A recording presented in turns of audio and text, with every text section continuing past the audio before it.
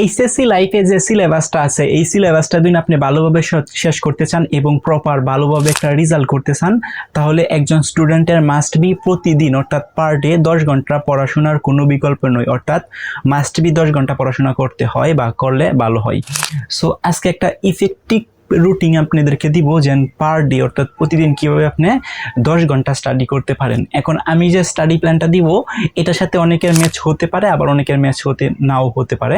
So আপনি একটু utilise করে এদিক সেদিক করে আপনার মতো সাজিয়ে নেবেন, বাট আমি যে মূল কাঠামোটা আছে সেটা কিন্তু এখানে বুঝিয়ে দেওয়ার চেষ্টা করছি। সো ফার্স্ট অফ অল প্রথমে হচ্ছে একদম ভোরে হচ্ছে আপনি হচ্ছে এখানে টাইমটা দিচ্ছি আমি 6টা থেকে 9টা। এই যে 6টা থেকে 9টা যে 3 ঘন্টা সময় আপনার কাছে থাকে, এই 3 ঘন্টা সময়কে আমরা গোল্ডেন আওয়ার বলতেছি।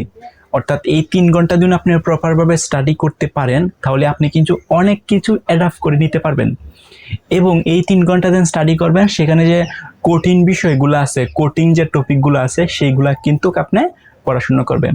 এখন এই যে 6টা থেকে 9টা এই টাইমটা হচ্ছে গোল্ডেন আওয়ার্স। এইটার মধ্যে আপনি যাই পড়বেন তাই কিন্তু মাথায় খুব ভালোভাবে অ্যাডাপ্ট করে নিতে পারবো, কারণ সকালে কিন্তু ব্রেনগুলো ফ্রেশ থাকে, তখন আপনি যা পড়বেন তাই কিন্তু খুব দ্রুত অ্যাডাপ্ট করে নিতে পারবেন। সো কঠিন যে বিষয় আছে, কঠিন যে টপিক আছে সেইগুলা এই 3 ঘন্টার সময় পড়াশোনা করবেন। এখন 6টা থেকে 9টা সকাল, তাহলে আপনার ঘুম থেকে উঠতে হবে 6টার আগে অর্থাৎ 5:30-এ বা 5টার দিকে নামাজ পড়ে হাঁটাছাড়া করে তারপর কিন্তু 6টা থেকে 9টা এই যে 3 ঘন্টা আছে এই 3 ঘন্টা কিন্তু ভালোভাবে স্টাডি আপনারা করতে পারবেন। ওকে, তার মানে এই টাইমটা কিন্তু কখনোই মিস দেওয়া যাবে না। আপনি যারা আমার সাথে রুটিন না ম্যাচ হবে এই টাইমটা কিন্তু ম্যাচ করতেই হবে, অর্থাৎ 6টা থেকে 9টা এই 3 ঘন্টা টাইম কিন্তু গোল্ডেন আওয়ার।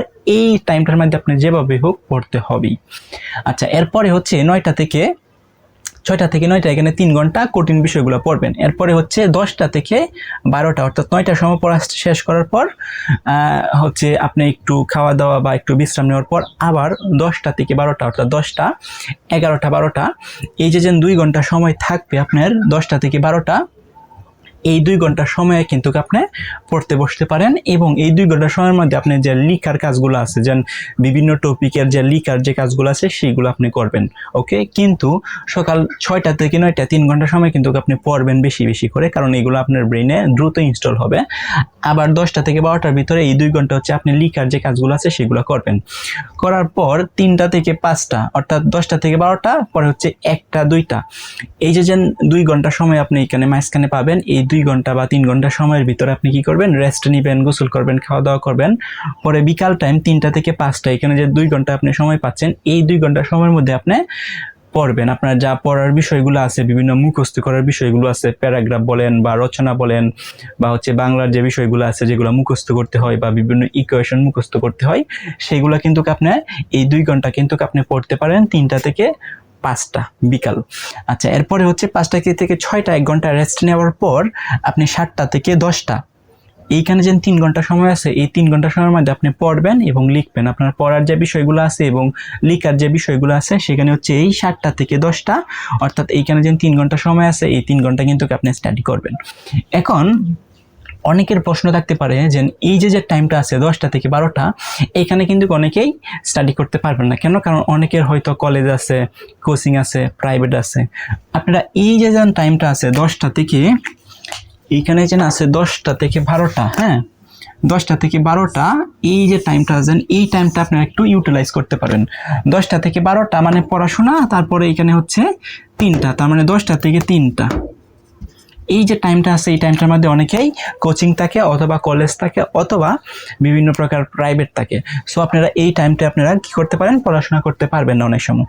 সো এই যে টাইমটা আপনার নষ্ট হবে এই টাইমটা আপনি চেষ্টা করবেন ম্যাচ করার, অর্থাৎ আপনার সকালে যে টাইমটা আছে এই সকালের টাইমটাকে একটু বাড়িয়ে দেওয়া, অর্থাৎ আপনি আরেকটু আগে ওঠার চেষ্টা করবেন। যেমন এখানে তো আমি বলছি 6টা থেকে 9টা, সো আপনি 5টা থেকে উঠবেন, এখানে একটু টাইম বাড়িয়ে দিবেন। কিন্তু এখানে 7টা থেকে 10টা আছে এখানে কিন্তু টাইম আপনি বাড়াবেন না, কারণ 7টা থেকে যদি আপনি 11টা পর্যন্ত পড়াশোনা করেন তাহলে খাওয়া দাওয়া করতে করতে 12টা বেজে যায়, আপনি সময় ঘুমাবেন, তখন কিন্তু পরবর্তীতে আবার সকালে 5টার সময় আপনি উঠতে পারবেন না।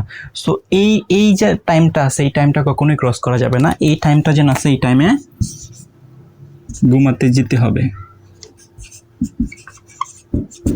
ওকে, অর্থাৎ 10টার পরে আপনি আর কোনো প্রকার স্টাডি করা দরকার নেই, স্টাডি করা উচিত না। ওকে, আপনি এই টাইমটা বাড়াই দিতে পারেন, এই যে 6টার জায়গাতে আপনি 5টায় উঠতে পারেন, অথবা এইখানে যেন 3টা থেকে 5টা এবং 7টা থেকে 10টা এইখানে যেন 1 ঘন্টা গ্যাপিং আছে, অর্থাৎ 5টা থেকে যে 6টা এই টাইমটা আপনি স্টাডি করতে পারেন, এই টাইমটা আপনি স্টাডি করতে পারবেন। আর যাদের এই টাইমটার কোনো প্রয়োজন নাই, আপনারা কলেজে যান না বা প্রাইভেট নাই, কোচিং নাই, বাসায় স্টাডি করতেছেন, তাদের ক্ষেত্রে কিন্তু এই যে রুটিনটা আছে এইভাবে দিন আপনি ফলো করে 1 মাস 2 মাস মানে পড়াশোনা করেন, তাহলে 1 মাস 2 মাস পরেই কিন্তু আপনার কাছে মনে হবে আপনার যে এইচএসসি সিলেবাসটা আছে সেটা হচ্ছে টোটালি কমপ্লিট হয়ে গেছে। তখন আপনার কাছে একটা যে ভালো লাগা কাজ করবে যে না, আপনার যে বইগুলো আছে, আপনার যে সিলেবাসগুলো আছে সেগুলো আপনার আয়ত্তের মধ্যে চলে আসছে, তখন কিন্তু আপনার স্টাডিটা কিন্তু আরো ইফেক্টিভ ভাবে করতে পারবেন।